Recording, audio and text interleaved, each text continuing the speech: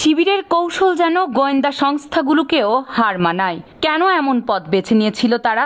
এবার 48তম BCS health ক্যাডারে 105তম হয়ে assistant surgeon পদে সুপারিশ পেয়েছেন ডক্টর আব্দুল্লাহ কাফি। অথচ তার ডক্টর হওয়ার কথাই ছিল না। ধ্যানে জ্ঞানে ছোটবেলা থেকেই স্বপ্ন দেখতেন বুয়েটে পড়ার, ইঞ্জিনিয়ার হওয়ার। যথারীতি রাজশাহী কলেজ থেকে অ্যাডমিশন টেস্টে 61তম হয়ে বুয়েটের কম্পিউটার সায়েন্স বিভাগের 16তম ব্যাচে ভর্তিও হয়েছিলেন, শুরু করেছিলেন ক্লাসও। কিন্তু হঠাৎ কাফির জীবনে নেমে আসে এক ভয়ঙ্কর রাত। তার চলাফেরা দেখে বুয়েট ছাত্রলীগ নামের হায়নাদের মনে হয় এই ছেলে শিবির করে। আর সে সন্দেহে অন্যতম কারণ ছিল কাফি মসজিদে গিয়ে নিয়মিত 5 ওয়াক্ত নামাজ পড়ত। সেদিন রাতে সহপাঠী নামের হায়নারা তাকে হলের রুম থেকে তুলে নিয়ে যায়। এরপর সারা রাত ধরে শিবির স্বীকারোক্তি আদায়ের জন্য অমানবিক অবর্ণনীয় তাণ্ডব চালানো হয় তার উপর। লাঠি সোটার উপর জুপুরি আঘাতে থেতলে যায় শরীর।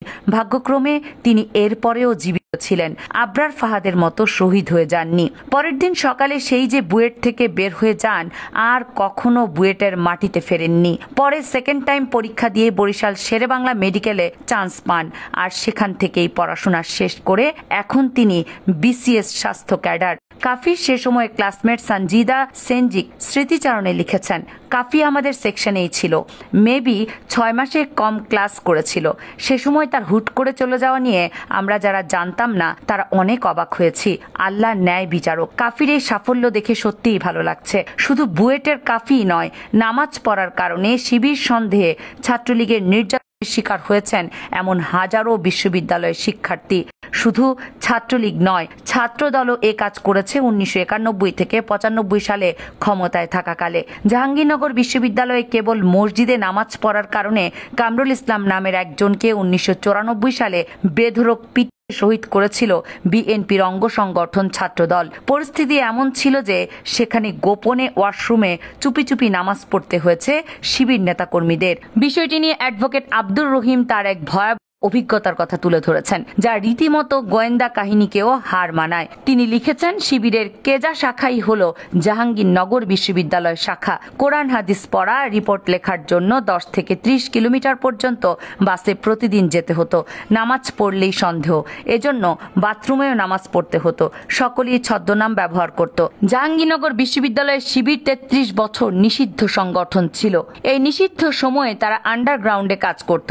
তাদের ভার্সিটির কোড ছিল কেজা, এই নামে তাদেরকে সবাই চিনত। মানে তারা যদি কেন্দ্রীয় কোনো প্রোগ্রামে অংশগ্রহণ করত তাহলে তাদেরকে কেজা হিসেবে ডাকা হতো। সেখানে পড়া অবস্থায় কেউ বাইরে ওপেন শিবিরে রাজনীতি করতে পারত না, ধরা পড়লেই তাকে হতো। কেজা নামটা এক সময়ে সবাই জেনে যায়, তাই তারা নাম বদলে ফেলে। ভার্সিটির নাম কেজা তো ছিলই, এরপরে আসেন হলের নামে। প্রতিটি হলের আলাদা আলাদা কোড ছিল। যেহেতু তারা কর্মীদের কাগজপত্র মেনটেন করে, তাই নামও লেখা ছিল কোড দিয়ে। এক হলের শিবির জানতো না আরেক হলের শিবির কে। এমনকি হলের মধ্যে একটা ইউনিট জানতো না অন্য ইউনিটে বা অন্য উপশাখায় কারা কারা শিবির করে, কারণ একজন ধরা পড়লে যাতে অন্যদের নাম না নিতে পারে। এছাড়া সভাপতি, সেক্রেটারি সব পদগুলোর একটা করে ইউনিক কোড থাকতো। এই কোড আবার নিয়মিত চেঞ্জ হতো, যাতে ইউনিভার্সিটি থেকে বের হয়ে কেউ পরে এবি পার্টি মঞ্জুর মতো মতাদর্শ চেঞ্জ হওয়ার পর সব ফাঁস না করতে পারে। হলের বাইরে যারা থাকতো তাদের একজনের বাসা আরেকজন চিনত না। সেই মোবাইল যুগের আগের কথা বলছি।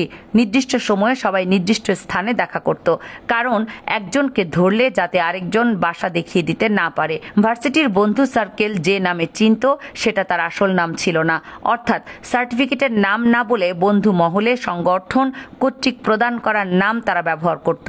ধরুন একজনের নাম মাহমুদ, কিন্তু হয়ে যেতাম সবুজ।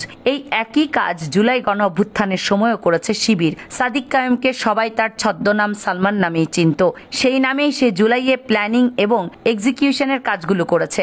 SM ফরাদ একজন হিন্দুর নাম ধারণ করে কাজ করেছেন, কারণ ধরা পড়লেই শেষ। অথচ শিবিরের এই গোসল করার রুমে নামাজ পড়া বিষয়টি সামনে আসার পর এ নিয়ে হাস্যরস করেছে বিএনপি, ছাত্রদল, বামেরা। এরা কি করে বুঝবে শিবির করা কতটা অপরাধ ছিল শেখ হাসিনার আমলে?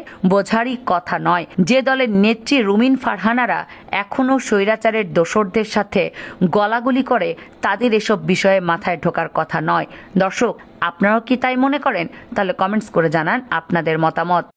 কামরুন নাহার রাখি, কেএনআর মিডিয়া।